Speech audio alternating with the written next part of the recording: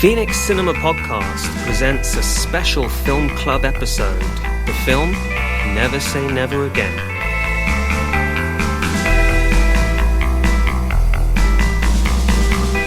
Hello and welcome all to a special episode of Phoenix Cinema Podcast, and we're doing something a little different today.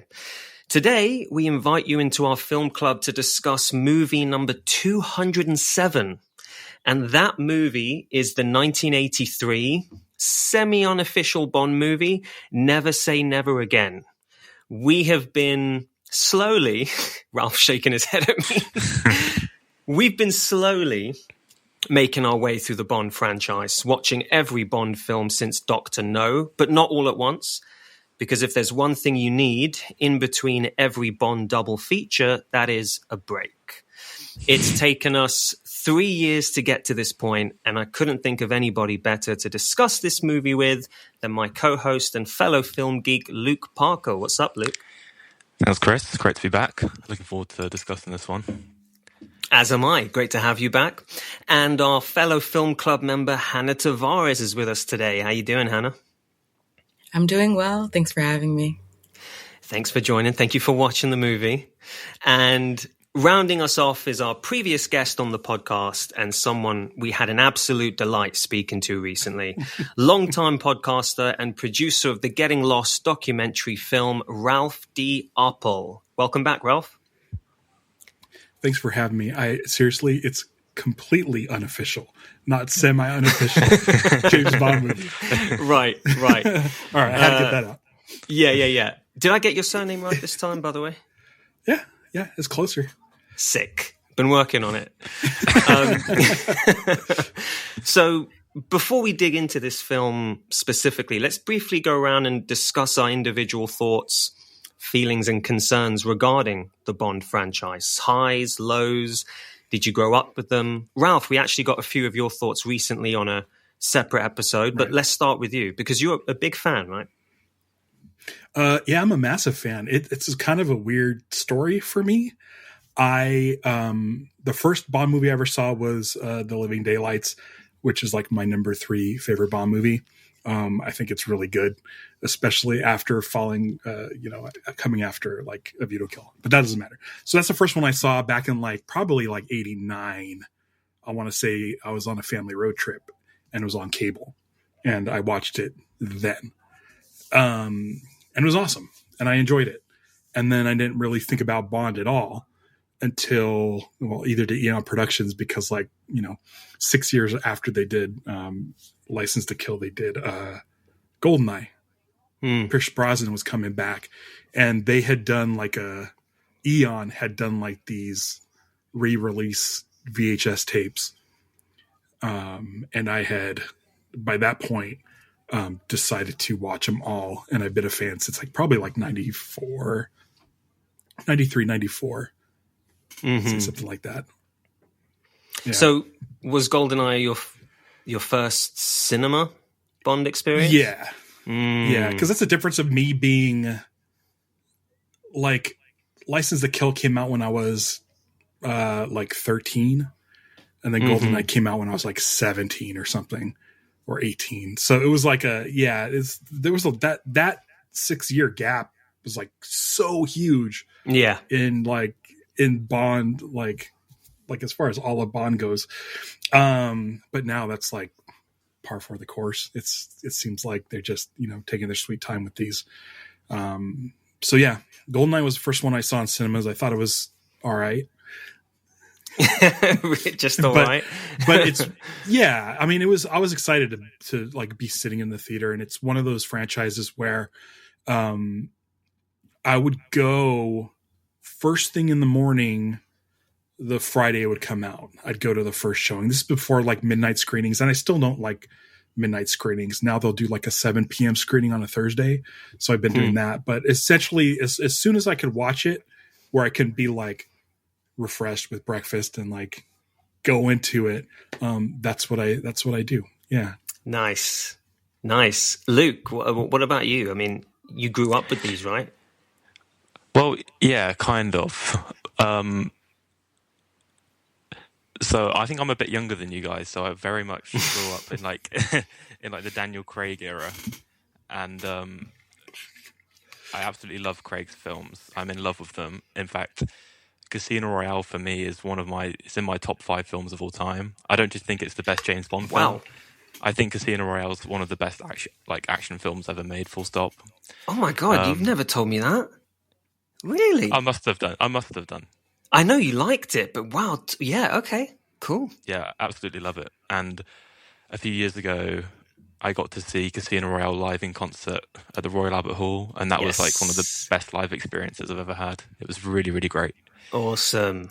In terms of the older Bonds, I thought I was much more clued up on them than I actually was, and this is what I've like learned as we've been going through it in the film club. Because I caught a lot of them on TV growing up. They'd usually be on like a Sunday afternoon we have this channel in the UK called ITV4, I think, or ITV3, and they just play like these old dad movies. Yeah, it was a staple, the Bond films on UK television. Yeah. Yeah. So I definitely saw a lot of these old Bonds. A lot of the time just in like snippets as well. Maybe I didn't watch the film all the way through. Because I've noticed going back through the films now that there's like a lot of different scenes, like iconic scenes that I remember really vividly. But I think I haven't seen the entire film all the way through. Mm-hmm.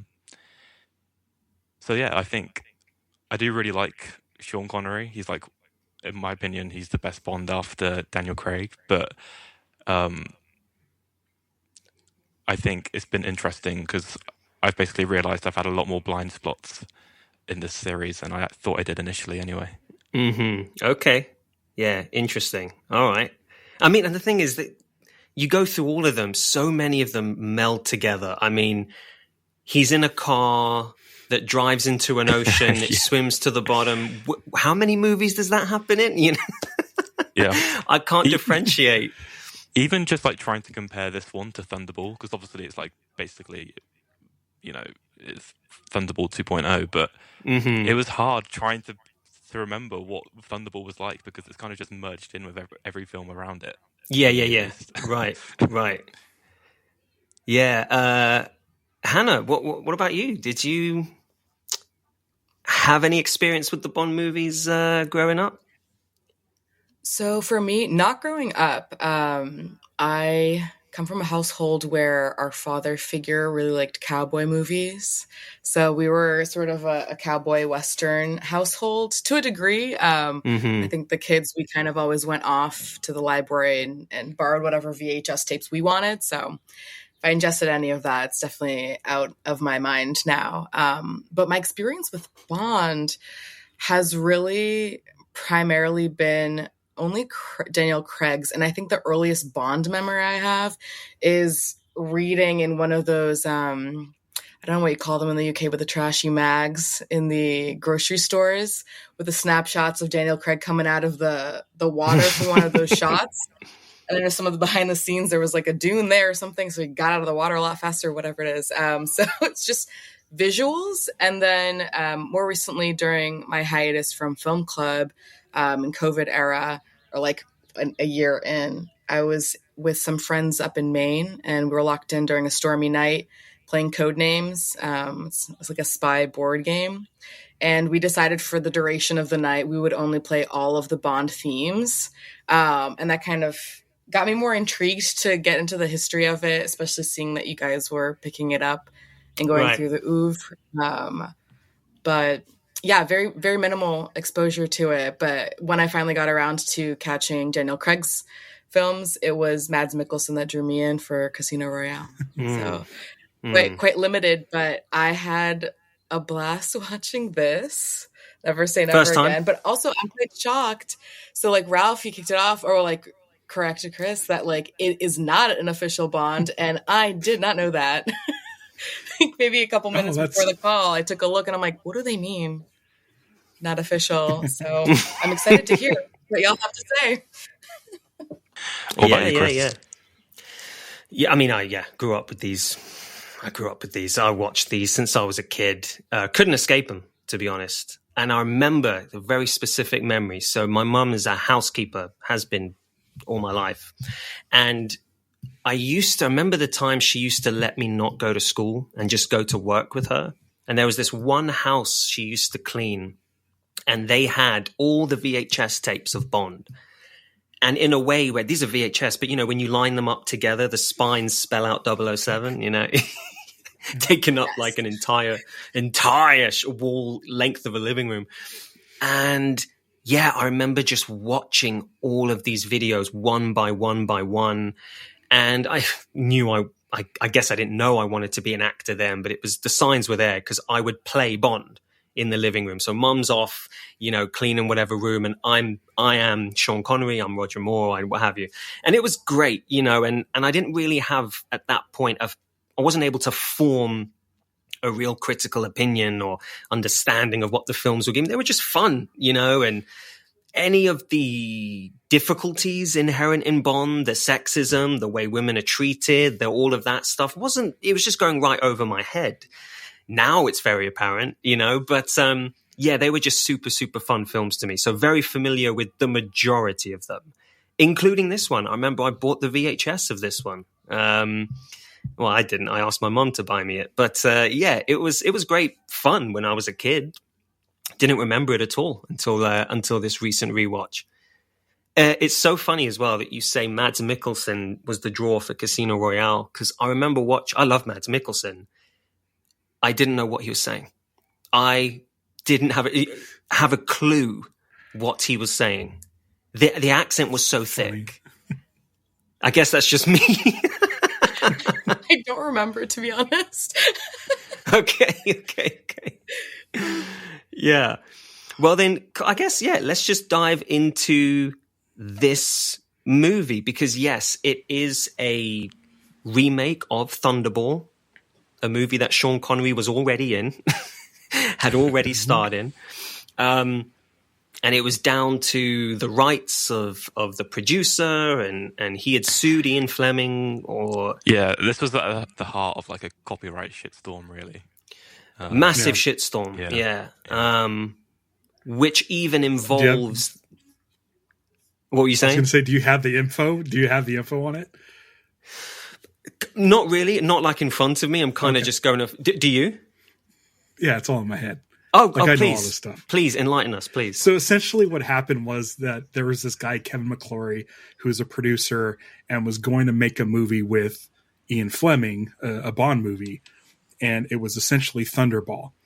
And so Thunderball was going to be this movie. Then Eon comes in and starts producing the James Bond movies, and that movie kind of gets shelved.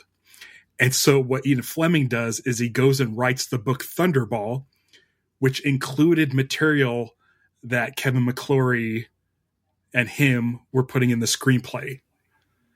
And so Kevin McClory's like, hold the phone. Ooh.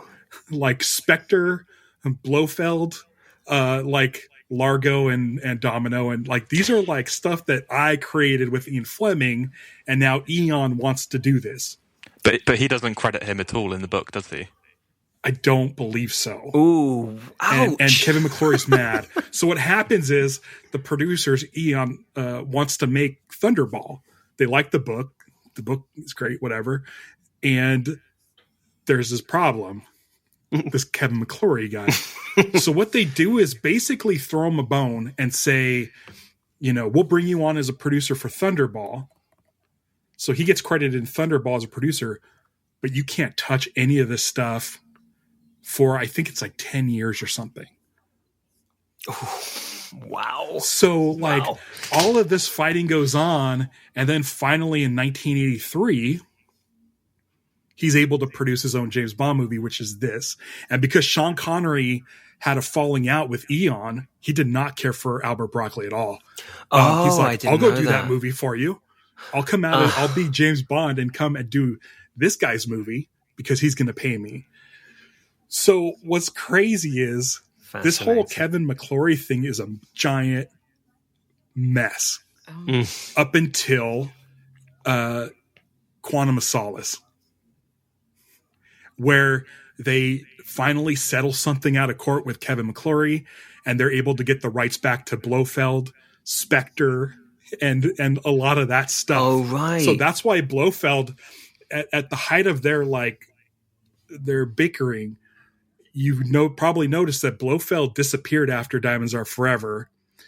There is a scene at the beginning, the pre-credit sequence for Eyes Only, where there is Crazy. a man who is bald with a cat in a wheelchair. Right. And Jesus Christ. There's balloons. So there's a line in For Your Eyes Only where the bald man says, I'll give you, he's pleading to James Bond, and he says, I'll give you anything you want. I'll give you a delicatessen in stainless steel. Yeah. Which that makes no sense. Right. Unless you are like Albert Broccoli and understand how mobsters work, and that's like some famous like mobster like threat or saying, and they were treating Blofeld in that as Kevin McClory. So that line, I'll give you a delicatessen in stainless steel, is like a dig at Kevin McClory acting like a mob boss. So that was like it. Like there's been no Blofeld at all. So when they announced Spectre was coming out, it was like, oh, they got the rights. It's happening. They're able to do Blofeld again. So it's so Kevin McClory, this movie has to be a remake of Thunderball. Kevin McClory can't tell any other stories. He can make a Thunderball movie every year, the same movie remake, and use those characters. So that's the whole deal with this movie, is like they were fighting, and this is a movie out of spite for both him and Sean Connery. That is insane. That's crazy. Because this movie misses so much of like the classic Bond elements. You know, it hasn't got Bond shooting down the barrel. It hasn't got that iconic. So yeah. And it makes so much sense because, what was the movie? For Your Eyes Only? That opening sequence? Yeah. It's nuts. I mean, they position Blofeld as being the big boss, the villain of, the leader of Spectre, and they dispose of him in a way that's just like, fuck you. And that, it's like the first, it's like the first 8 minutes or something. Yes, and he just drops him down like this chute, down like this down tunnel. A chimney, yeah. Down a chimney, yeah. It's very, very strange, but that makes a lot of sense. That's what that cold open is about Kevin McClory and him just like sticking with the rights and keeping the rights for Thunderball and Spectre and Blofeld. Wow. Okay, and so I'm assuming this movie, Never Say Never Again, was released to challenge the official Bond film that was released, that like going head to head. It was going head to head with Octopussy. Now, here's the thing. Roger Moore was kind of done with Bond movies, but then they found out that Sean Connery was making a rival James Bond movie the same year, and they were supposed to come out around the same time. And the producers were essentially like, hey, listen, people love you. You need to do this. Like, it's like, let's make sure that people know they're going to the right James Bond movie. Right. And so, God. Like the story goes, like Octopussy, it was like a huge deal that this was happening. And Octopussy was under a lot of pressure to perform. Yeah. And then this movie ended up getting delays and wasn't released until like later in the year, like in December, where Octopussy was like a summer release, and Octopussy made like so much more money than Never Say Never Again. Yeah, it won. Oh, wow. It won. Wow. And then I think the subsequent years after Never Say Never Again, which was 1983, Kevin McClory just finally gave up for Spectre, which was when was Spectre, 2015 or something? I don't know. Oh, really? The Daniel Craig ones like kind of lose the years, but yeah. Well, okay. Well, he got his Bond movie. He got a Bond movie out of it. Yeah. So, there's that. And he got Connery back. I mean, that's the OG Bond. That's so fascinating. I find it crazy that like two of these films were released in the same year. And I was kind of thinking, do you think at the time there was like this Bond fatigue, almost like we have like the MCU, for example, now? Do you think people were feeling that back in the day? Considering they were churning these out like every or like year. Solo coming out like 5 months after Last Jedi. Yeah. It could be. It flopped, but yeah. It could be. Maybe, yeah. I mean, by this point, we'd already had so many parodies too, right? We'd had Top Secret and all of that, and did Top we? Secret was the following year. Oh, was it? Okay. I wonder if there were any real spy spoofs back then. I mean, I'm not sure when Spies Like Us came out. I'm not sure when that came out. I'm not sure. But then, mind you, Casino Royale, the original, is in itself like a spoof, and that was long Flint before. Movies and the Matt Helm movies and stuff. Like, yeah, but I think by the time the 80s came around, like you weren't getting a ton of spy stuff. Mm-hmm. But like Bond was like still relevant. He's still out there making like a ton of money. It was huge still. Yeah. Also, this is like okay, it's towards the end, but it's still kind of height of the Cold War era, where like this is all super relevant kind of stuff that's going on. So I'm not surprised people lapped it up, basically. Yeah, for sure. Hannah, this is the first Bond that we've watched together, right? I guess it in is the film club. It is, isn't it? Yeah, I just feel like a really dry sponge, and every like fact y'all are like putting out and putting it all in. I'm trying to hold the reality in my brain at the same time. The fact that it was battling Octopussy, all of the drama behind. One, I love a petty queen, so was it Ian Fleming, and who's the other guy? Broccoli. Also, what are the names? Yeah, Albert Broccoli. Phenomenal. I really wish his family were actual like the inventors of broccoli. Like his family. Okay, that's how they made their money. Was honestly, like, love I don't know them. if it's One like of my great favorite grandfather or something, but nightshades or whatever they're called.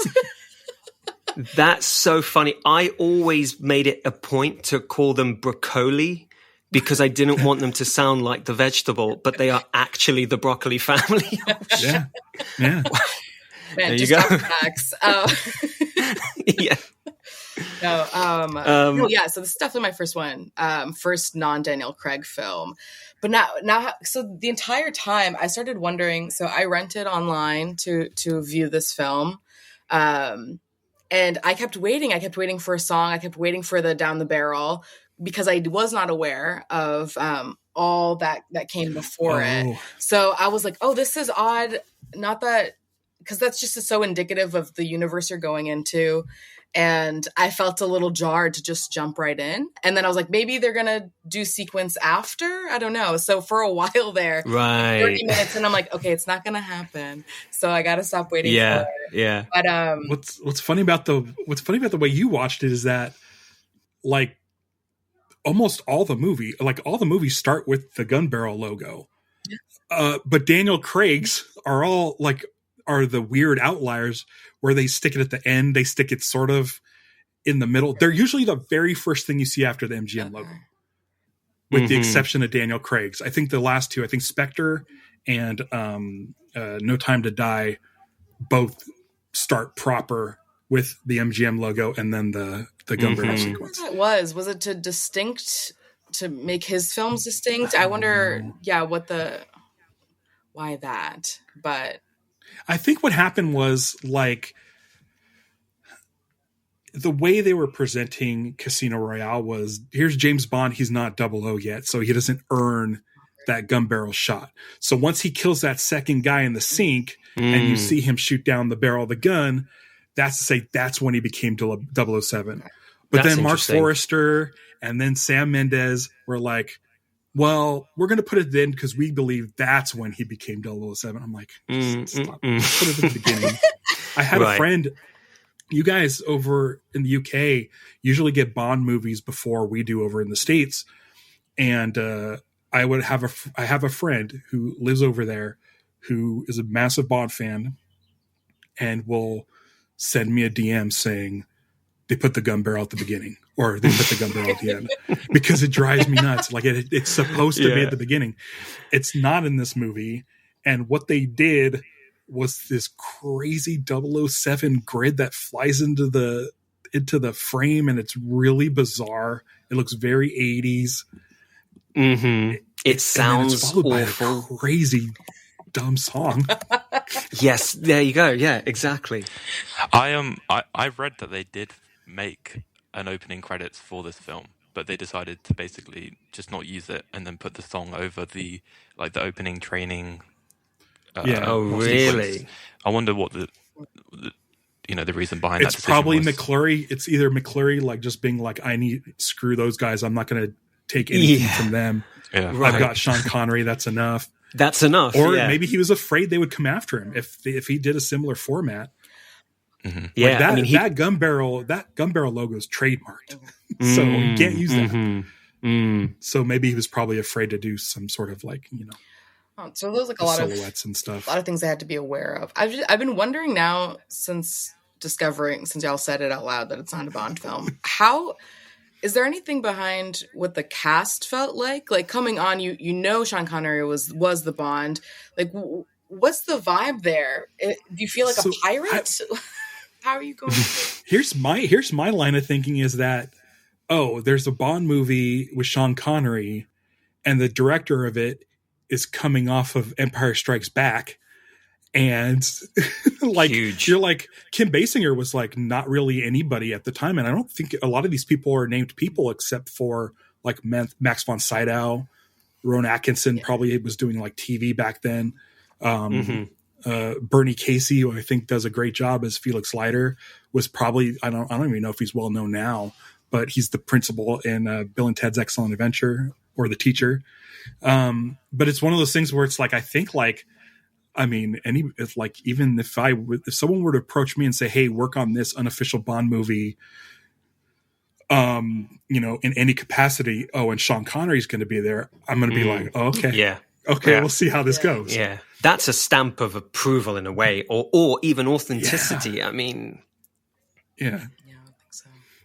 And well, I mean, that leads us greatly then. Let's get into the cast and crew, because it's kind of insane, I think. It's nuts. So, I mean, we can start from the cinematographer. So the cinematographer is Douglas Slocum. And I remember in the last episode as well, Ralph, you mentioned this. I had no idea who this guy was, but are you kidding me? This is Jesus Christ, what he did superstar. in between. This is what he did between Raiders and Temple of Doom. Come on. I mean, spot on. and coming off of an Oscar nomination for Raiders of the Lost Ark. Well deserved. Well deserved. I mean, yeah, that's absolutely mental. And I don't know. I mean, can you see it on the screen? I can't even really recall it. It looks really 80s. Yeah. It looks really 80s. Yeah. Like if you will go and watch Octopussy, it looks like a classic James Bond movie. This looks so of its time. I don't know how Sure. Eon's able to do that. Like there's 80s stuff in the 80s James Bond movies, but this, Yeah, it's true. it looks way more 80s than even like A View to a Kill, which is like 1985. Duran Duran. Like, yeah. Yeah, this is... I think some of Go my on, favorite shots and sequences in the films were kind of underwater, especially with like the shark attack scene. But That was, I was just looking now. fucking cool, man. that wasn't even done by Douglas Slocum. They got someone else. Rico I can't find his Browning. name. Yeah, exactly. Yeah, that was it. They got someone else different completely to come and shoot those scenes. Oh, really? So Rico What- Browning is known for his underwater photography. He did Thunderball.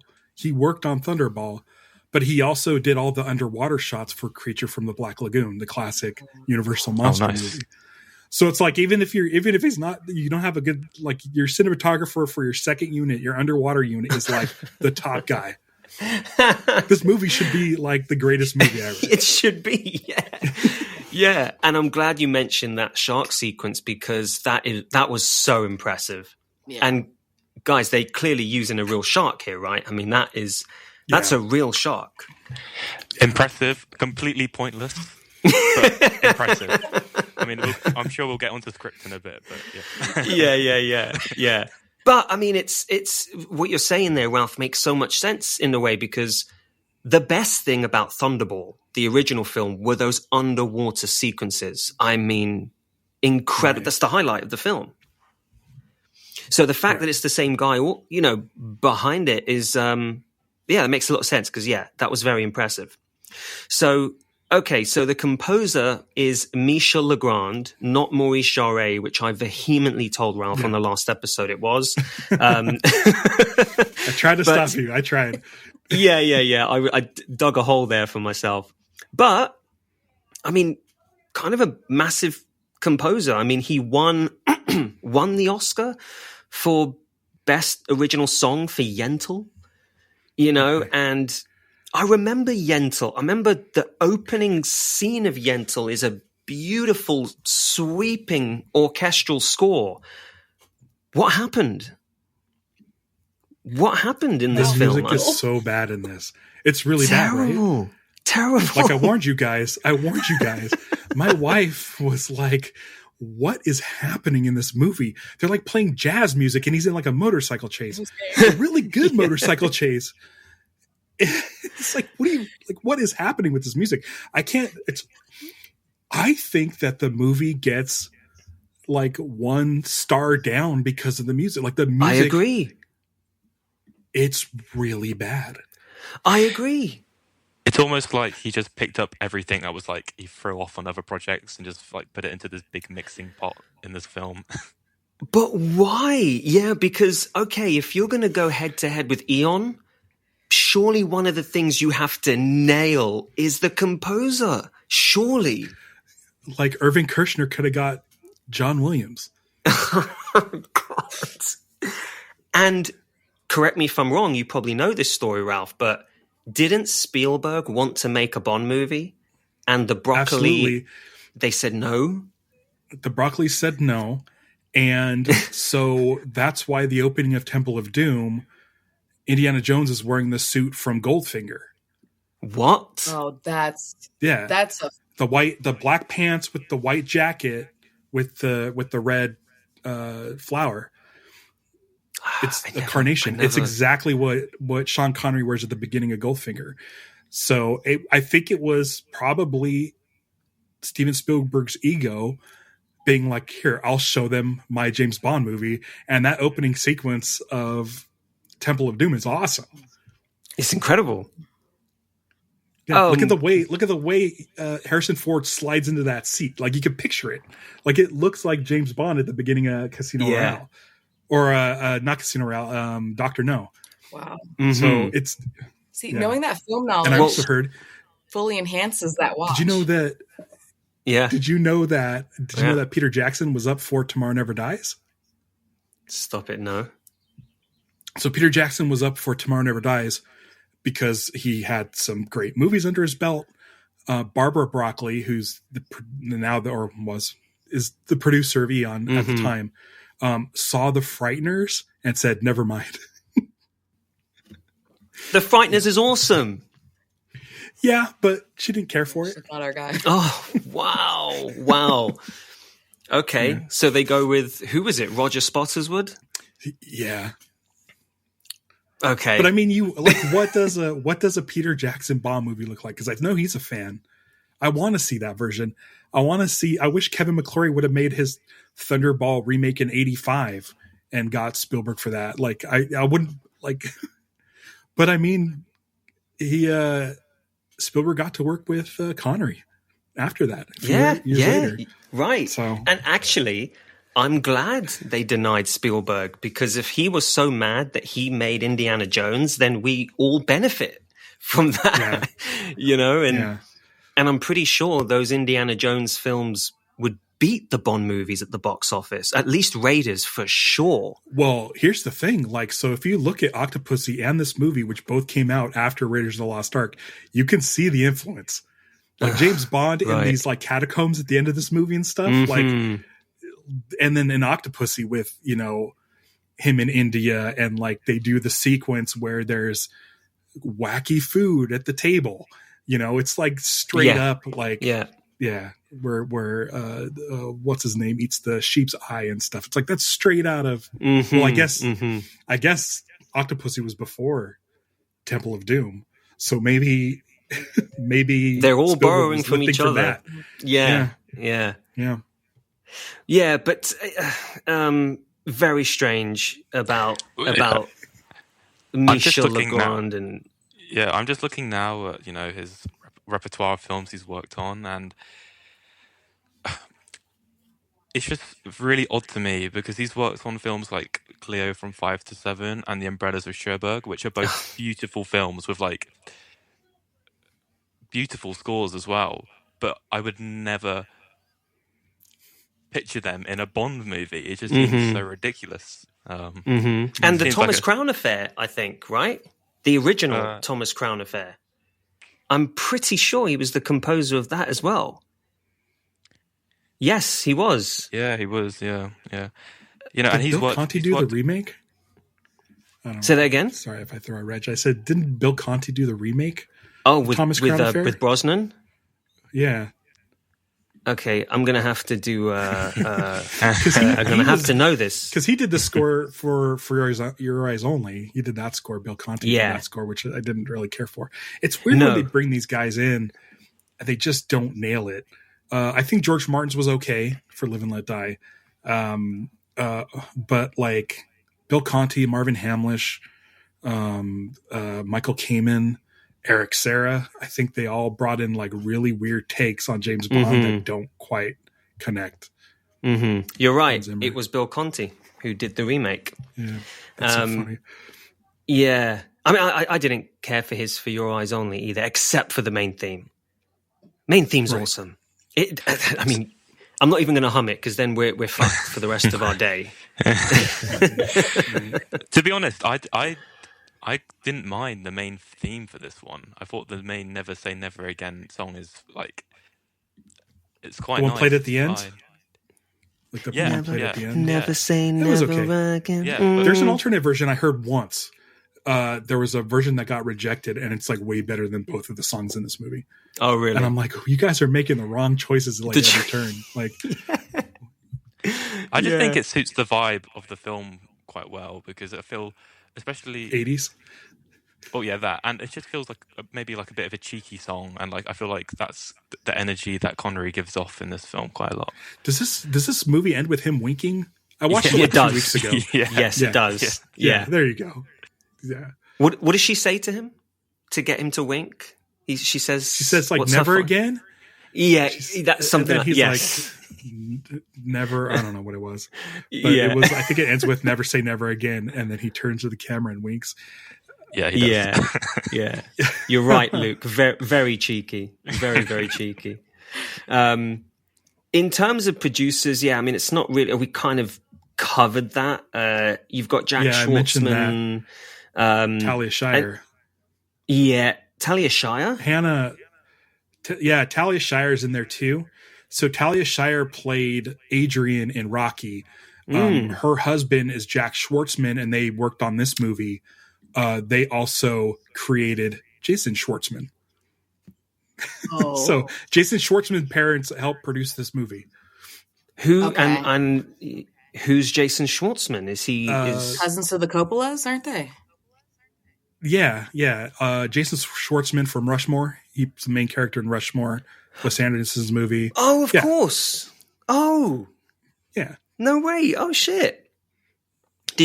Hannah, did you say cousins of the Coppolas? Yeah. What, as in Francis Ford Coppola? Yes, like Sofia Coppola and all of them. Is everybody fucking related to the Coppolas? I mean, I couldn't believe it like last year when I found out that Nicolas Cage is his nephew. Him and Jason Schwartzman are cousins. Yeah. Oh, my word. And Sophia and Roman and all those Sophia's guys. niece now too, who's been making films. The whole yes. Is it Gia Coppola? Gia Coppola. Whoever did The Last Showgirl, you know, that new film, Pamela Anderson. Gia. That's a Coppola. Yeah. Wow, what a talented family. I wish I was. And Roman Coppola is working with Wes Anderson on like his last several pictures, I think since Life Aquatic, and Jason Schwartzman's in all those. Yes. Yeah. Oh, wow. There's a movie that Roman Coppola directed in 2002. I'm just going to put this out there. It's kind of it's a movie about making movies. I don't know if you've heard of it. It's called CQ. I have. I love that movie. Haven't seen it. That movie. Oh, so I recommend it. You obviously you guys love film. It's a movie about making movies. Jeremy Davies from Lost plays this guy Paul, who's an editor working on a science fiction movie, like a low budget science fiction movie in like 1969 and 1970. While he's editing this schlocky movie, he's also trying to do his own personal film. And he ends up becoming the director of the crappy movie. It's really good. It's Roman Coppola, so you're going to get all the stuff like he did for Bram Stoker's Dracula, like all the cool effects and stuff, like the real practical effects. I've been told that it was too slow. I don't know anybody who's watched it and has been like, that movie's great. Me and my wife saw it for the first time back in 2002. We just absolutely adore it. We adore it. So if you want to see kind of a weird Coppola movie that nobody knows about, watch CQ. It's the letter C and the letter Q. Oh, that's great. Thank you. It's like a Morse code. It's a Morse code thing. That's great. If I may also suggest another unheard of Coppola film, Megalopolis. Please. I don't know if you heard that's worth a watch. That's great though. Yeah. I love. Has anyone here? CQ. And yeah, I'm glad you brought that up, Ralph. Yeah, because I remember reading about it and going, "This sounds awesome." Only a few months ago, and then it completely went out of my head. So. Thanks for the reminder. Follow me on Letterboxd? Is that what happened? Oh no, but I shall now. It's in my top 4, solely because I like to like just have it out there. I need people to watch it. It's yes, I love it. It's a very slowly, deliberately paced movie, but I just absolutely love it. Cool. We need to throw that into our film club rotation here then. I think I have it up there. Let's see it. You got a Blu-ray? I don't think they released it on Blu-ray, but yeah. That looks like cover. That looks so 60s. Yeah. Yeah, it takes place in 1969, and so if you've seen like the spy movies like Modesty Blaze and Fathom and the Flint movies, it's kind of set in that timeline. Is there any fun incredible? Oh, we got to get on this, man. Yeah. That sounds amazing. Well, look at the cast. Here's the cast. Jeremy Davies, Angela Lindvall, Gerard Depardieu, Billy Zane, Jason Schwartzman, I love Zane. And then Giancarlo Giannini, I believe, who plays Mathis in the Daniel Craig movies. He's also in this. That awesome. Sounds really cool. That sounds very, very cool. Have any of you been seeing these leaked, like, set photos of Billy Zane as Brando? Yes. No. Obsessed. Dude, what is going on? I hope it's as good wild. as that. Yeah. I mean, it's crazy. It's boy. like he's back. Yeah. I really do. I listen to this podcast about celebrity memoirs, and he constantly comes up.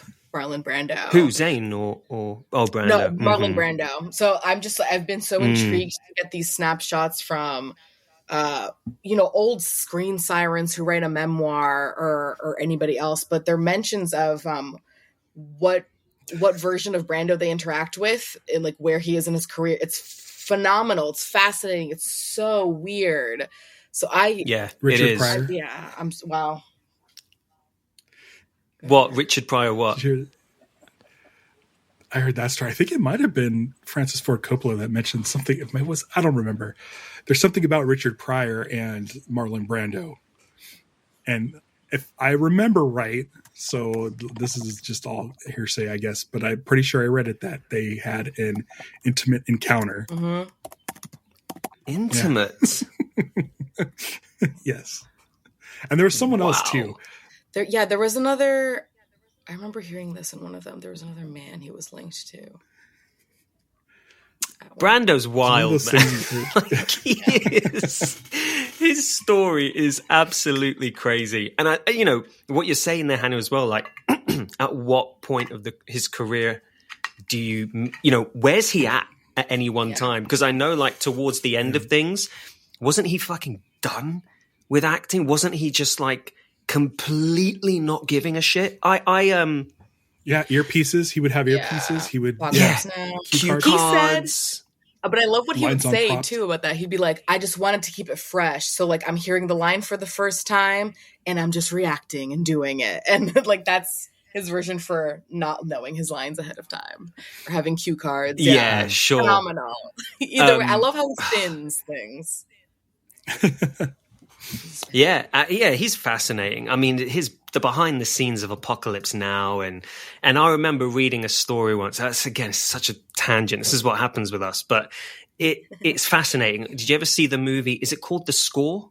Robert De Niro and Edward Norton. Mm-hmm. Yeah, and Frank Brando Oz? is Frank Oz. Directed it, yes. And Brando's in it very briefly, but apparently, and again, is it hearsay? I think it's pretty. Did you hear about this, Ralph? Are you talking about the ending or one of his shots? One of his shots, and Okay, he hated Frank Oz and refused to actually speak to Frank Oz on set. So anytime Frank Oz was trying to give Brando direction, Brando would act like he couldn't hear him, and he'd only speak to De Niro.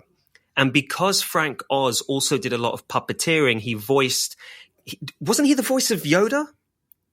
He performed like Yoda and Miss Piggy and Miss Piggy. So he would say to De Niro, "Do you hear Miss Piggy? I hear Miss Piggy talking. Do you?" I mean, that's the level of disrespect. And I think there was a scene between him and De Niro, and Frank Oz was doing like these tight, close-ups on each of them, and then he wanted to do a master to capture both of them in the scene, and Brando refused to let Frank Oz do the master. He said, "We're not doing the master. You're in on De Niro, you're in on me, and that's it. Then we're out." And Frank was like, "I'm the director of this movie." So he's telling De Niro, "Please tell Marlon that I want to do a master." So Marlon goes back to his trailer, and then after, all this back and forth and hemming and hawing, he comes out and he's taken his pants off. So he's literally wearing nothing from the waist down. He might have his underwear on, and he comes back, he gets into position, and he says, "Now do the master." I mean, like, wow, just total. I heard that's a different story. Oh, okay. So he refused to, in his close-up, smile. He would not smile for the camera. And this is probably late 90s, early 2000s. So Frank Oz was pretty much just like, fuck it. Like, we'll just shoot him just sitting there in bed. And then they digitally added a smile. Stop it. And you could see it online. It's so funny. Knowing that it's digital, it's so funny to look at. Honestly, wow. Forcing him digitally, yeah. That's a true diva if I ever heard of one. Such diva real behavior. Kevin McClory. Wow. I love this. Yeah, for sure. Real McClory vibes. Oh, Jesus. Okay, so, all right, let's go to cast then.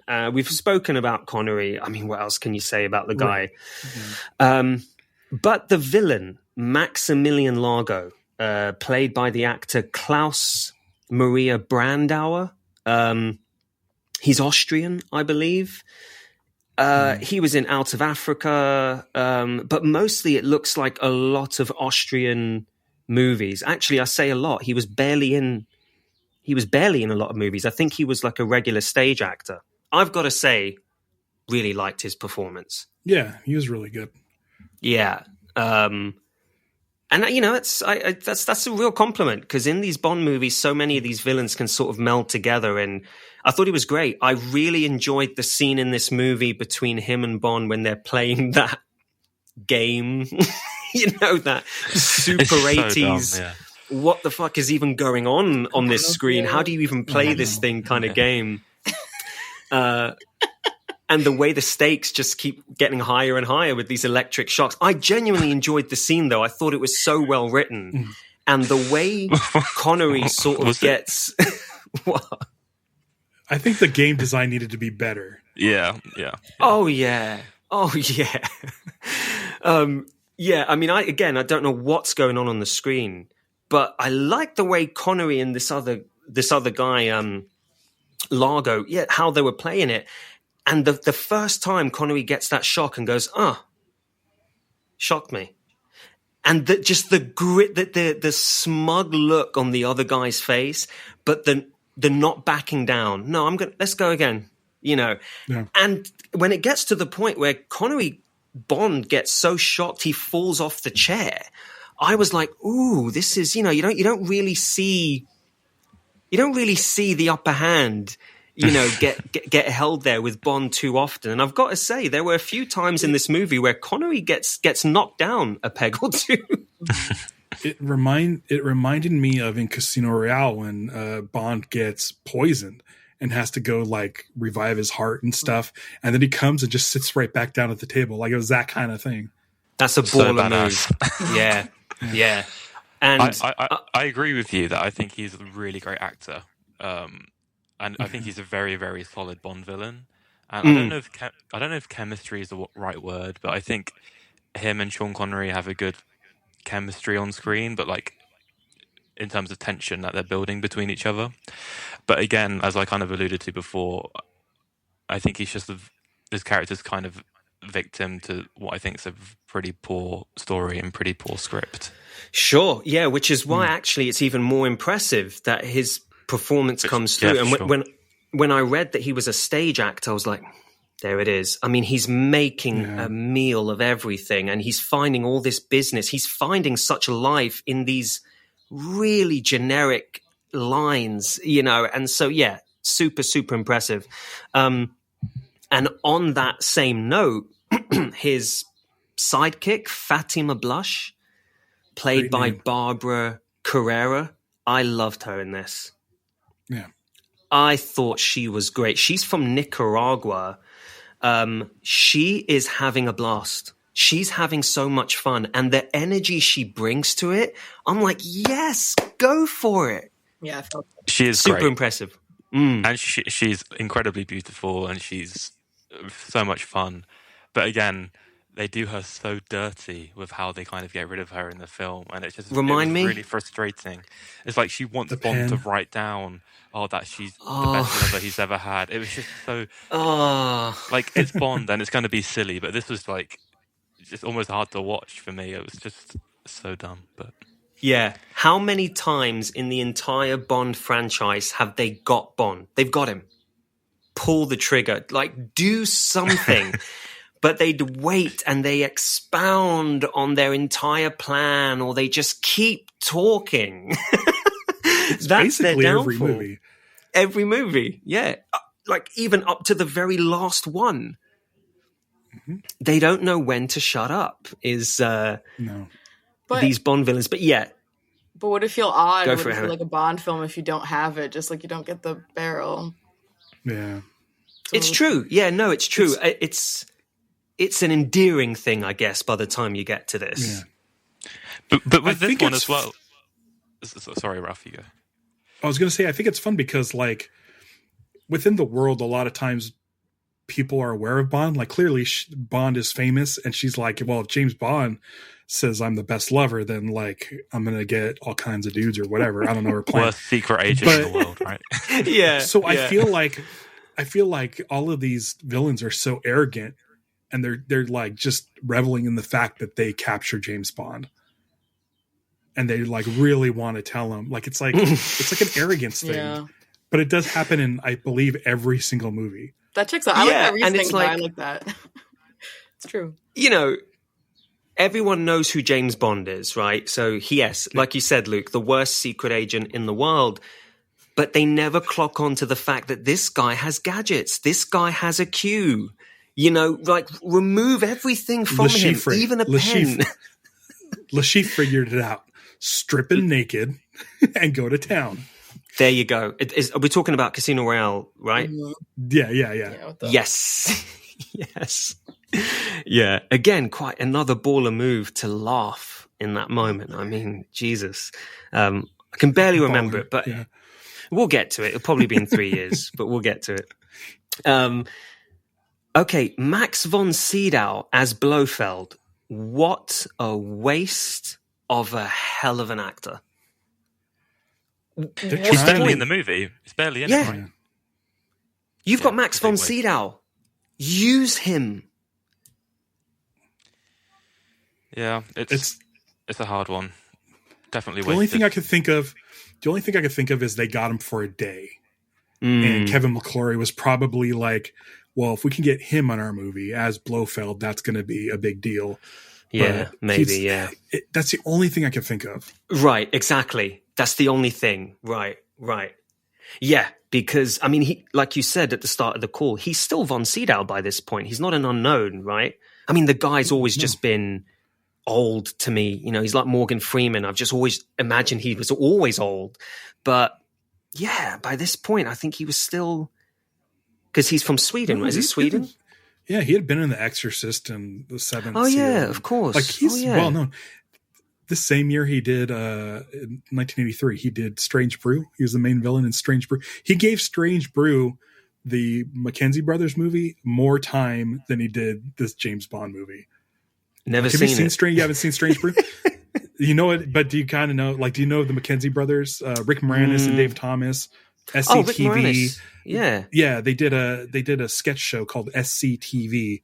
Yes, Second heard of City it. TV, and John they Candy play and these all Canadians. that, right? Yeah, and they play these Canadians that have a show called The Great White North, and they made a movie based on those two characters, and it's one of my favorites growing up. And Max von Sydow plays the main villain in it. Okay. I need to see this. I love this. I need to see this. I mean, it's so much fun. It's one of my favorite movies. Yeah. Oh, excellent. All right. I tell you, you see what happens with this guy? Like the list that you come out of. I'm so old.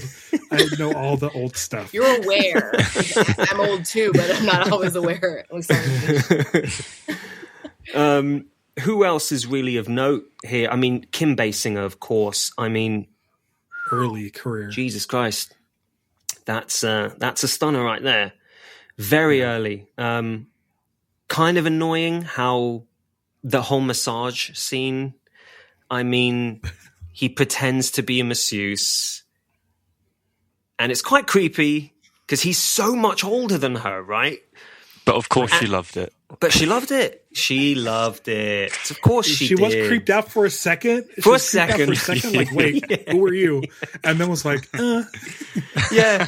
Gives a little smile. Yeah. Oh my God. That's very Sean Connery, James Bond. Absolutely. Yeah. Absolutely. Doesn't he? And before that, he walks into the spa area and every single woman is just like, it's just, you just see a room full of 15 women all just fawning over him. It's, oh boy. Yeah. Par for the course. What did you guys think of Kim Basinger? I mean, I thought she was fine. I don't really, in terms of performance wise, nothing really stood out to me.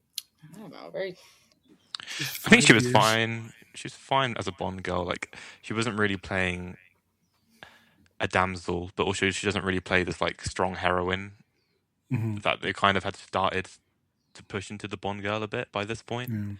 So yeah, I would say a bit forgettable. Yeah. And to be honest, it's hard to hold her to account for that. Although I guess she does technically save the day for some reason when she's like in the scuba gear at the end and shoots for some reason she was there. They decided to take her along. Good, yeah. Just give us something to do. Yeah. No, she's static. Okay, cool. Yeah. Can't do anything about that. 5 years later, she was in Batman.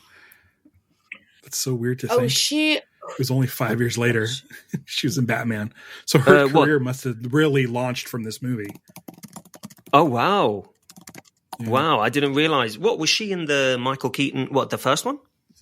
Yeah, the 89. Oh, shit. Oh, okay. Yeah. I didn't realize that. Vicky Vale.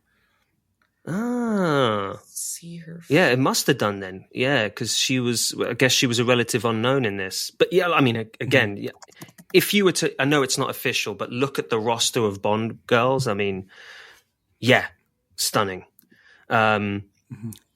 Then you have Bernie Casey playing Felix Leiter. You know this actor, Ralph, yeah? A little bit. He's the teacher in Bill and Ted's Excellent Adventure. Passed away a couple years ago. But I really liked his Felix Leiter. I really did. I'm a fan of when Felix Leiter's kind of a younger guy who is kind of like the American version of James Bond. Like he's like the CIA, he's like the coolest CIA guy. I don't like when he's like just like an old man in a fedora and he's just like, you know, like I like that. Like he should be James Bond's friend. Like these guys should be able, like, have gone out on the town like several times, and they like know each other. Like they've been doing stuff. And I feel like Bernie Casey does do that in this. Like he's real comfortable with Bond.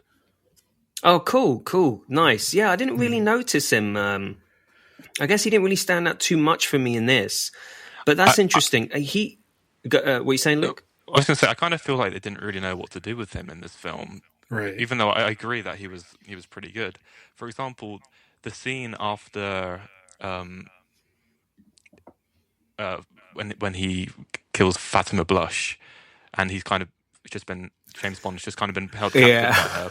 He just walks from the background. Is like, oh yeah, I've been here the whole time. yeah. I did think to myself, too, gonna help out.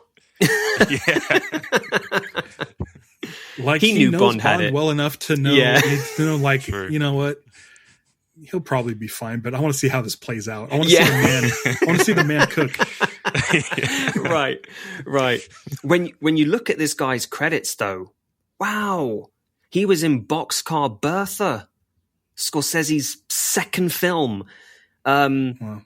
He was in what did I just see? Obviously, Never Say Never Again, but like you said, Ralph, Bill and Ted's Excellent Adventure. He was in Another 48 Hours, the second film by Walter Hill, Under Siege with Steven Seagal, Revenge of the Nerds 3. He was in the original as well, Revenge of the Nerds, which, again, I haven't seen. You guys seen it? Yeah. He was also in Black Gun, I've just seen, which is actually one of the first blaxploitation films I ever saw, and was recommended in Tarantino's book. Oh, Definitely sweet! worth a watch. Yeah. Oh, nice. Cool. Yeah, and then I mean, really, the only other actor of note is Rowan Atkinson. Shocking. I couldn't believe he was in this. I love him. I grew up, and you didn't know he was in. Oh, I wish I hadn't spoiled it for you last week. I really wish. Shocked. I messed it up. Yeah, and I feel bad. Growing up, Mr. Bean was a staple in my life, and I'm so curious how do you guys feel about him? Because people blow hot or cold on him and that character of Mr. Bean. Oh, I had him all on VHS. Yeah, nice. I grew up with him. Everyone in Brazil really likes him too. So my mom loves him. I grew up watching him like dubbed over in Portuguese in Brazil and then back here in the States anyways. And occasionally we'll like watch a few of the clips and like kind of have like a laugh. Yeah. I love that because so many of my cousins who are Portuguese, they don't speak English, love him. I love how his physical comedy, Mr. Bean, it can translate across the world. It's so universal. Yeah. I absolutely love him. I grew up watching him all the time. And I had I got for Christmas one year, it was like, his little brown briefcase that he carries around with him? Yeah. It was like this little brown briefcase, but with all the DVDs of all the TV shows inside. Oh. And also had the little brown teddy in as well. Oh, that's such a good Oh, no way. Yeah. Did it have the button eye? Was it missing the button eye? Yeah, exactly. Yeah. Oh, that's amazing. That's perfect. Very cool. Yeah. I love him in this film as well. He basically just plays Mr. Bean, but with, he just happens to be like this like English diplomat. And he's putting this accent on. I don't know what it is, but he's hilarious. And I wish again they made more use of him. I don't know if he was big at this point. Was he? Definitely not in the States. They may have showed Blackadder on like PBS, our public broadcasting station, and this was at the time of Blackadder, like Blackadder 2, maybe. You know what? The Blackadder was only a year in. when this film came out. This was the film came out 3 years before Blackadder 2. So I guess he wasn't big yet in that sense. That's right. I could see like Irvin Kershner being in London shooting Empire Strikes Back and it being on TV, and him just being like, "Get that guy! I'm going to get that guy for my next thing." Yeah, 100%. I was gonna say it's funny. Yeah. Oh, I love, and I just love. Sorry, go ahead. What were you going to say? I think we were about to say the same thing. Love for Rowan. I was gonna say I think it's why I didn't know that he was connected in this way to like Bond in some form. So then when he does Johnny English, just right, really full circle, and then some for me. So I've never seen Johnny English, but I want to. And the reason is because the writers of the Johnny English movies wrote the Pierce Brosnan and some of the Daniel Craig movies. Purvis and Wade. Shit. That's so rad. And also so funny to be the writer of the actual thing that it's spoofing. Right. But then, because you know how ridiculous it is. Like, we haven't gotten really to like the meat or the overall of Never Say Never Again. But one of the things that struck me the most is just, I didn't know about any of this drama that you're giving me. All these other ways, all these other lenses to see this film. But I thought it was such a hoot. Like, y'all talking about the music, and I was like, the music was hysterical. Like, I was like, wow, I didn't know Bond could do this. And now knowing the context, phenomenal. But I'm really glad that I didn't know the drama behind it, because I think I had a very different viewing experience than you guys going into it. Yeah. Oh, great. It definitely hits different when you watch them all in order and you get to this one. Yes. Like there's the stuff that's omitted from this that's in the Eon Productions is very, very like in your face. You're like, oh, something's not right. So for you seeing it like after just seeing the Craigs, it's probably a better experience for you. It was for genuinely hysterical. I hadn't laughed out loud at other movies like this recently, but in genuine, like, not laughing at it exactly, but I felt like I could laugh with it, because I felt like it was sort of like winking at me the whole time. I don't know how to describe it, but yeah, I like loved it. I thought it was just so cheeky and sort of camp for so many. Totally. It's just, speaking of which, it's just the writer of this movie also not only wrote the Flash Gordon movie from like 1980, the one with Max von Sydow, but also wrote or maybe even created the 1966 Adam West Batman. Oh my word. Lorenzo Semple Jr. And he did. Oh, this guy's a massive writer. Ralph, he did The Green Hornet as well. And oh my God, Papillon, 3 Days of the Condor, The Parallax View. What? That's wild. This movie should be better. This movie should be so good. It should be better. Yes. But he does do camp. And this falls in that category of like Batman and Flash Gordon for sure. Oh, damn. Incredible.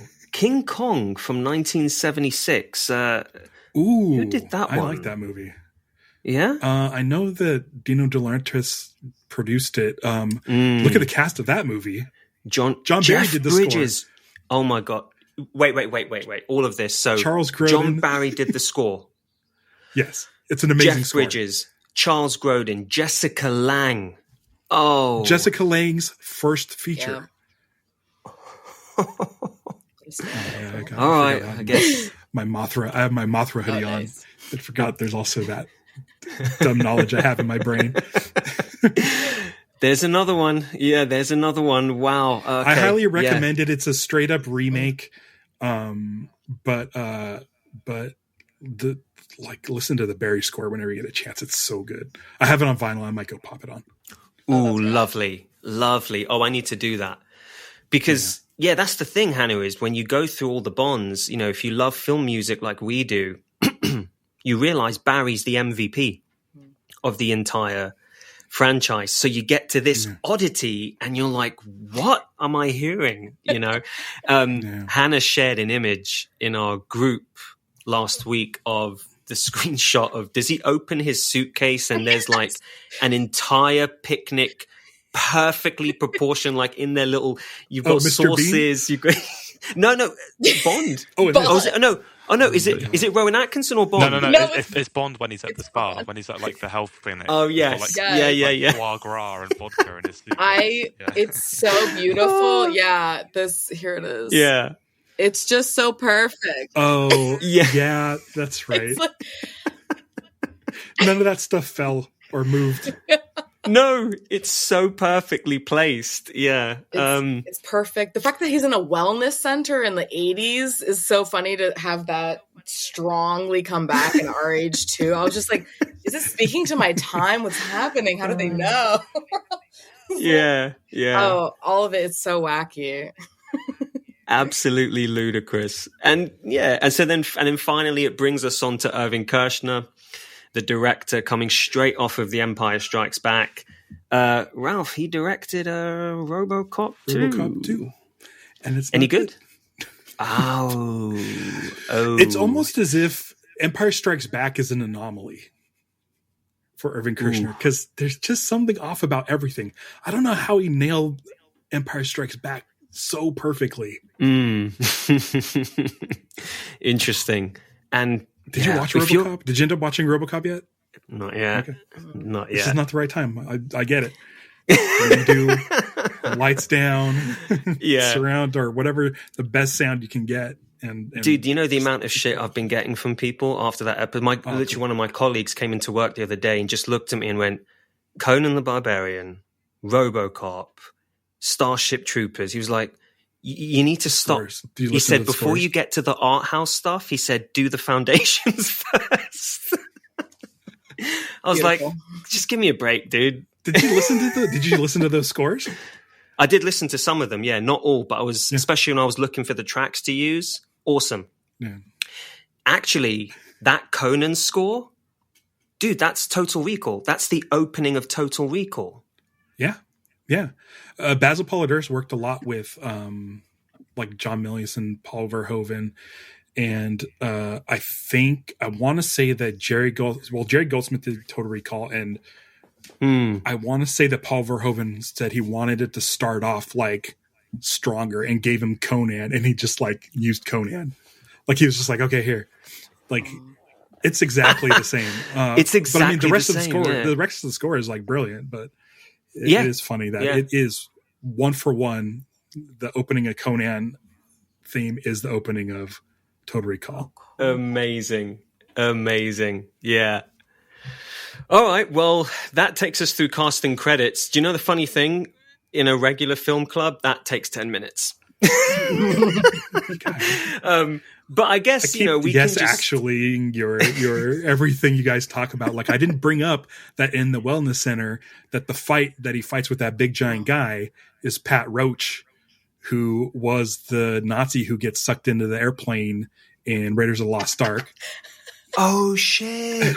And he's also in Temple of Doom. He gets crushed by the Rock Crusher, and he's also in I forget who he is in Last Crusade, but he's in like all of. Oh, that's so Jones cool! Movies, I have to say, what a fight! It's a good fight. What a fight sequence!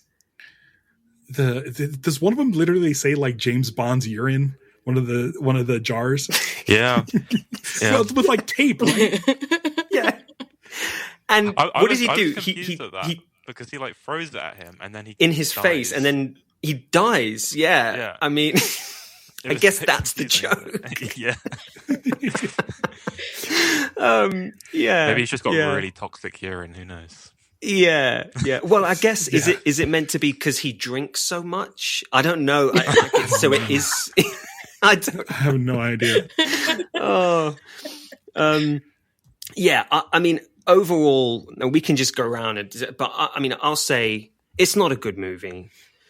It's not a good movie. However, I enjoyed moments of it. There is still, and this probably happens with every Bond film, there's something to enjoy it gets me through to the end. You know, I roll my eyes, I shrug my shoulders at times, but it's fun. And I'll happily never watch it again, I guess, but I'm glad I did. Ralph, what do you think overall? For me, it is, I think, as enjoyable, if not more enjoyable, than Thunderball. I think it's just missing those elements. I mean, just the music really drops it down. But it's one, you know, like if you get past the no gun barrel and you get past the music, like there's some great shots in here. I think the motorcycle chase is amazing. I think the horse jumping off of the fortress is dumb and it doesn't look good. And then they throw a real horse into the water. I'm like, what is happening? Did they kill that horse? I don't think they killed the horse. I think horses could swim. They can. But that one special effect where they're falling off and it looks like a cutout of them, it's so bad. Yeah. I think for the most part, it's fine. For someone else to do, and that's what I'm afraid of with Amazon taking over the rights for the series. I'm like, they need to get back Purvis and Wade to write it. They need to get David Arnold. They need to get Ray Fiennes and all those guys. Just make it feel comfortable. Like, I don't know if you guys noticed this, but at the beginning of On Her Majesty's Secret Service, the cold open has a scene with Moneypenny, Q, and M, which they really don't show up in cold opens ever. And it was just the way to let the audience know, like, hey, listen, this is the same. We have John Barry music. We had the gun barrel. At the beginning, it says Harry Saltzman and Albert R. Broccoli present. Like, they're like letting the audience know, listen, it's the same old gang. It's just the one guy, the main guy is different. So I'm hoping when Amazon does their next one that they're like, we'll get as many of those people as we can get together so that people can ease into this new era. Because that's all I want. My guess is that that's definitely not going to happen. I think they're going. Yeah, I don't have hope. A complete refresh. I think. I mean, I might be wrong, but yeah. Maybe. I mean, I was just going to say. I mean, what? Yes, exactly that, Ralph. What you were saying, beginning of On Her Majesty's Secret Service, and then I love because he's driving, right, and then he sees a beautiful woman on a beach, and then he goes to engage with her and just gets attacked by some dudes. Fights them off, turns to the camera, looks down the camera and says, this never would have happened to the last guy. My, like that's when you're like, the boldness. That's the thing, it's like, don't take it so serious. Can I just tell you what I want for the next James Bond movie? Please. To really just like, okay, so here's who I want to play M in the next James Bond movie. Pierce Brosnan. Okay, just do it. Continuity was never a thing in these movies. That's true. Until Daniel Craig. That's true. It never mattered. There was an actor who's a bad guy in Living Daylights, who 2 movies later is a good guy in Goldeneye. There's a good guy in You Only Live Twice, who in 2 movies later is Blofeld. Like, it's like, just like it never mattered. It never mattered. Maud Adams plays 2 different characters, like with Roger Moore. Wow. Roger Moore slept with Maud Adams as 2 different characters as James Bond. Jesus. And only like 3 movies apart. So it's like one of those things where it's like, like if you can just show the people like, hey, listen, we're getting back to, it doesn't have to all be interconnected. It doesn't have to be a through storyline. Let's get back to just like, these are individual stories. They don't really relate to each other. Yeah.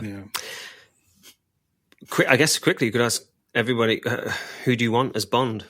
Any thoughts? No. Yeah. No.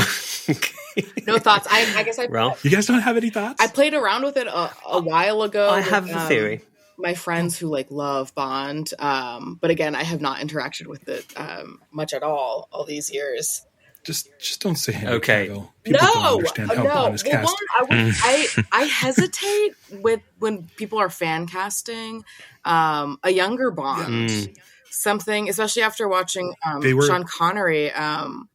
I like that, and I just overall in culture, anyways. I like continuing to have older actors and actresses be able to take on these roles in these huge films again. Some of it's also like, you know, what if you didn't have that level of fame? Does that going to destroy you later on? Doesn't seem like any, you know, some folks get. Sean Connery was an unknown. Yeah, like I think that's phenomenal. Like right now with I'm totally blanking on his name. The gentleman from White Lotus season 3, and he's also in Fallout. Why am I blanking on his name? Oh, Walton Goggins? Yes. I feel like Walton Goggins brilliant. having Brilliant big actor. moments these past like 2 years, couple of years. And like I want somebody who is seasoned in their craft to take on the role, be a bit of an unknown, or just also any of these other, like I really enjoyed when people were throwing around Idris Elba and some other folks. So I thought that was quite exciting. Yeah. I think he's aged out by this point. That's the They're thing. looking for like yeah. a 35-year-old now, so that they can be in A couple more movies for at least 10 years. Physically and taxing this role. God, can you imagine Walton Goggins as Bond and him trying to do the British accent? That would be hilarious. Not my Yeah. I agree that I think they should really go for what they kind of did with Craig, and I'm basically just repeating what you said, Hannah, where it's like someone they're starting to build their repertoire of films, but no big names, because, for example, if they were to cast Henry Cavill, just as an example, that's Henry Cavill. That's Superman. not. It's Superman, yeah. Superman. We want someone who we can like really. He's done it in Mission identify Impossible. as James Bond. Yeah. Exactly. Right. There you go. Yeah. I had a wild thought the other day about this guy, George McKay. Oh, they've been throwing his name around. Oh, have they? That. Oh, so Yeah, I'm not okay. I thought I was going to be unique in that. Fine. Well, Chris should be in casting, is what I'm hearing. Yeah, but there you go. Yeah. I think Ralph, George McKay would be good. Yeah, because they I think want so. to like young enough. They maybe we talked about it last time, but they want to kind of explore the earlier part of James's life, like when he was in the war, army or something like that. Yeah, that would be a awesome. Very interesting take. Yeah. And then again, though, but then does that feel like a Bond film? Like when mentioning in Casino Royale, they don't do the barrel until he's gotten his second shot. I like that understanding of it. It's not a Bond until that transformation. So it would be phenomenal to see. But I think, and I think if Amazon are trying to do like something fresh and trying to like reinvent it, that's like a really good way to go about it. I think it's really like fleshing this character out. It's lasted over like 60 years, so you can't mess with it too much. Well, I mean, that's coming from Also, it's inevitable, isn't it? It's Murphy's Law. It's inevitable that at one point they're going to fuck up big. They're going to take a big step in one direction. But I mean, Eon did that too. Like if you look at like, I don't know, like A View to a Kill. Good luck next week, guys. If you look at, or whenever you watch it next. But there's certainly like Die Another Day is a massive miss for the franchise. Like there's bad James Bond movies. But my pick for James Bond, I don't think anybody else has thought of this. Maybe, I'm sure someone has. Throw it up, a photo. Oh, should I throw up a photo? Also, I throw up a photo? Because it'll be audio. Okay, I'll do both. Oh, my cellular data just turned off because I'm. See your cellular my data. Bluetooth headset tries to connect to my phone. Okay, I'm going to do this as fast as I can. We'll see. Okay, brightness. Okay. Have you been brewing on this for a while? This casting choice. This person posted an Instagram story recently where I'm like, that dude is charming, and I would love to see him as James Bond. And I think like. He's going to put a picture of me up. Mm-hmm. Yeah, it's going to be. So for a while there was talk of Danny Boyle was supposed to do a Bond movie. He was supposed to do No Time to Die, but apparently it was too lighthearted for Eon, so they kind of passed on his version. And so like a lot of people have been throwing this name of Aaron Taylor Johnson around because he's worked with him. But when it comes to people who worked with Danny Boyle. Dev Patel Dev Patel as James Bond. And we know he can do action from Monkey Man, which was awesome. Did you say awesome? Yeah, Monkey Man. Yeah, was it called Monkey Man? Yeah, Monkey Man. I need to watch it. It's sitting on my Apple TV. He did Green Knight. Cool. Him and Green Knight. Did you hear her reaction? Oh my gosh! From one female's perspective, so I feel like. I mean, it would be. I want to know why. Yeah. Why Ralph? And my reaction is because it was literally one. It was. He posted a Instagram story where he was talking about his Mini Cooper that he has, and he was going on and on and on about it, and he was so charming. He was just so charming, and I'm like, man. And for me, anytime I see any actor with a British accent, I'm like, would they be able to play Bond? And when I saw him, I was like, oh my God, he's so charming. Yeah. And then I saw the trailer for Monkey Man, and I'm like, okay, he does action and he can do that stuff. And I think I'm just like, if you're going to shake it up, like, let's get depth. Like I don't know I think there are people out there who brought it up. I think he's got such a really interesting career, his path. Starting off in Skins. For sure. Insane that they cast any kids in those shows ever. That's insane to me. It does not seem, the right pick or kosher. But him in Green Knight, him in Monkey Man, even he did a short with Amazon. He's already worked with Amazon once. So I wouldn't be surprised if he was far out there on the radar. But he has so many depths to him. So Daniel Craig, I think now post-Bond is where we get to see him perhaps take on some lighter roles and kind of really stretch himself out. But with Dev Patel, I've already seen some examples of his range. And I think that'd be quite interesting. Right. I feel like whatever they would throw at him, it would be, he would bring a layer of depth. I know he is young, but I feel like his experience. He's 34. He's the age they were looking for. They were looking for someone 36, which I believe was the age of Daniel Craig when he started. That's wild. Just because of Daniel Craig's face, he always gives older to me, but... And physique as well. Yeah, he always is, Daniel Craig... His high-waisted pants. Is he the beefiest Craig the Bond they've ever had? Everybody else is pretty svelte. The beefiest, probably. Right? Yeah. Probably. Oh, yeah.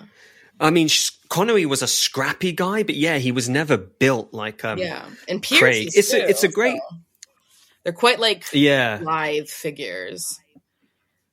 It's a very Aaron interesting Taylor Johnson choice, who I also was hoping for.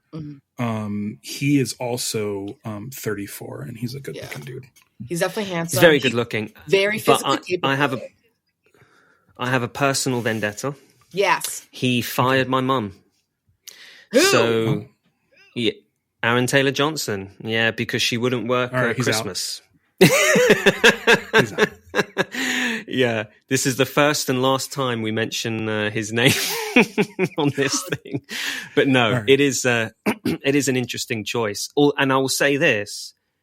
If Bezos himself does not play a Bond villain by the final one, then they're missing the biggest opportunity ever. He's like a massive fan, right? He's a huge Bond fan. That's why they own Bond. That's crazy to me. Sorry, actually, it's unrelated. But I was gonna say, it's so funny. You think he would see, right? I was like, don't you see that you are the villain, bro? I love that. I was like, you know how people are burning up the planet and resources for this 24-hour crime shit? I was like, you are literally the bald, bad, evil man. Yes, he even just give him a white cat. Yeah. Maybe he'll try cast himself as James Bond and just be the most expensive vanity project in history. I'd watch anyone beat the crap out of him. I'd watch anybody just go to town on him and just give him an exploding pen. Please. I'll make it real. But I'm just kidding. Sorry. All right, so let's do ratings then. So going round, I'll start with you, Hannah. What would you rate Never Say Never Again? So, Ralph, I have to say this because... the rating has been interesting for me so far this year, and I'm trying to keep reminding myself how I've rated other films we've done this year. So I cannot rate it any higher than a 1. But I gotta say, I had a joyous time. Is the thing. I genuinely I love the underwater shots. I know it doesn't really like serve a purpose, some of those things, but I had such a blast watching it. And then I was confused. Then I was like, this doesn't seem to like be on par with what I would anticipate from Bond, especially recognizing that Sean Connery had been Bond beforehand. But still hit a lot of these notes that I think are just like cheeky. They're iconic for a reason. But I enjoyed it. But as Chris said too, I don't see myself revisiting it. But maybe for like, they make so many digs at him. Also the fact that they're like, he's too old. I was like, is this all a huge comedy bit? I was like, is this just like an extended SNL skit? Because it's so silly. It really is. But I did enjoy it in multiple parts. So maybe if I need another good chuckle or something. Brilliant. Okay. So a 1 from you. But that's fine. Yeah, I'm glad you had a good time though, for sure. That's all that matters. Yeah. I mean, having put it off for so long for us to talk about it, because I was like, I have to at least send this one screenshot of his beautiful quail eggs, caviar, vodka. I'm like, who put that together even, at the back at headquarters? He's exactly. He's nothing if not prepared. The thing is, it doesn't even come into use in any sort of gadget. There's no trick to it. It is purely his dinner, his lunch, whatever the fuck it is. Yeah. There should be martini glasses with martini in it. Yeah. Like, another. Just like, maybe they said no martini glasses in this one. We also own that. Oh, yeah. Yeah. Oh, that's my. What about you, Ralph? Okay, so I've said that this has been growing on me and that I'd rate it higher than Thunderball. I'm on my letterbox just to see where I put Thunderball. First of all, I've reviewed Thunderball 6 times. And I started Letterboxd like sometime during COVID lockdown. Can't get enough of it? What's happening? These movies a lot. I watched it. I just keep watching them on a loop. My wife watches Gilmore Girls. Usually when that starts up, I start doing my Bond rewatch. It's like a seasonal watch almost. I watched Never Say Never Again. I watched that 2 weeks ago. And then we finished up the season 7 of Gilmore Girls like earlier this week. So we have a kind of a similar timeline. For some reason, because here's the thing, I'm going to say this, and you don't have to apologize to me if you don't like something or whatever. Like the Bond films, I get it. I have a friend who's watching them for the first time and he's like, these are boring. And I'm like, I get it. Someone will say, I hate this movie, and I understand that. Even though it might be my favorite, or the opposite. If someone says like, I love Tomorrow Never, or I love Die Another Day, I'm like, bottom of my list, but that's fine. It's whatever. I'm just glad people are watching them. But for some reason, I gave Thunderball 4 stars. Wow. And I don't know why. Hi. I don't know why it is. Well, here's the thing. I think the lowest one is Die Another Day, and it has like 2.5 stars. Like my Bond rate, my Bond like rating is not. Nobody would ever give these movies anything. Luke was saying last week that Casino Royale was his only 5-star movie. I have like 3 that aren't 5-star, like of the 25. Oh, I love that. I just love these movies. I am going to say though, realistically, because of the music, because it's not Eon, and what they were able to do, I would give this 3.5 stars. Sweet. I think that's, for me, Sweet. I think that's fair. Fair enough. Luke? Yeah, I think I'm pretty much in the same boat as you, Chris. Like, there are elements of the film that I actually think are pretty damn good. And you're absolutely right. Like, it's an entertaining film, and I'll happily watch it to the end. The biggest issue that I have with the film is that I think the story is a whole load of nonsense. Just as an example, the whole Bahamas part at the start is just so dumb. He literally gets there, meets the Bond girl, and then fucks off to Nice. It's just, to an extent, felt like they were making it up and writing it as they were just going along. It's nonsense. For sure. Yeah, it's nonsense. And I agree. It almost feels like that like Kevin McClory had to have a certain amount of things in his script to be a Thunderball remake, and he's like, well, I really don't want to go to the Bahamas again, but I'm like contractually obligated to, so here's this scene. Like, it feels like that. 100%. I agree, the music's pretty naff, But, overall, like I said, I had a pretty good time. So I think this is actually kind of generous compared to a lot of my Bond ratings, but I'll probably give it a 2.5. Cool. Yeah. Actually, I'm going to say. Wow. 2 weeks ago, I gave it 4 stars on Letterboxd. 4 stars. I gave it 4 stars.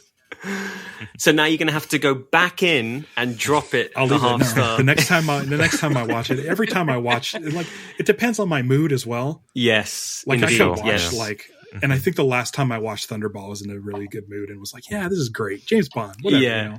Yeah. Yeah. 3 hours I've got to of say, swimming. No problem. Yeah. And if it looks as beautiful as that, I mean, and those short shorts that Connery's wearing in Thunderball. Oh man, it's easily identifiable for sure. You never get lost in who's who in that underwater scene. I would say for me, it's going to be same as Luke, 2.5. And I think I gave the exact same rating to Thunderball. And I can't tell you why it's the same rate. It makes no sense. I feel like the villain performances are better, but the story's worse. There you go. And the writing's worse. Yes. The music is like the stunt sequences and the underwater stuff is like better in this, but like it's just everything else is like other stuff is like worse. Like it doesn't have like what you're looking for. It's not that they're the same. Like they just add up to the same. Yes, that's it. I think they kind of, what one loses, another gains. It kind of balances each other out. Yeah, for like sure. A scale. For sure. Yeah. The scale, you're like, oh, well, there's too much going for this freaking movie. Never Say Never Again. So let's take off the music. And then it's like starting to balance out. It's like, okay, well, yeah, it's exactly that. But it makes me excited to go from this to A View to a Kill because I think Barry's back, right? Barry's back. He collaborated with the artist to do the main theme, which is Duran Duran. Awesome. And, cannot wait for that. Roger Moore's final movie. Yes. I mean, good. Finally. I mean, it needs to be done now for sure. It needs to be done. Yeah. And then Dalton, on to your favorite Bond. Really looking forward to that. Yeah. Living Daylights is so good. Is that the first of the two or the second of the two? Yeah. License to Kill is okay, but Living Daylights is great. Sick. Well, we'll be getting to that soon. I say soon; it's going to be a while, but yeah. If I'll say thank you, guys. Thank you so much for your time today. That was a blast. I can't wait to discuss the next one with you. Ralph, you're welcome to join us anytime, sir, for Bond. Yeah, if you like this podcast, please share it, spread the word far and wide, like, rate, and subscribe. It can only help us grow and continue to keep doing this. If anyone is interested in following our film club and the movies we watch on there, you can have a look at our Instagram page, The Film Geeks, to see what we're watching, rating, and awarding. Until then, bye for now.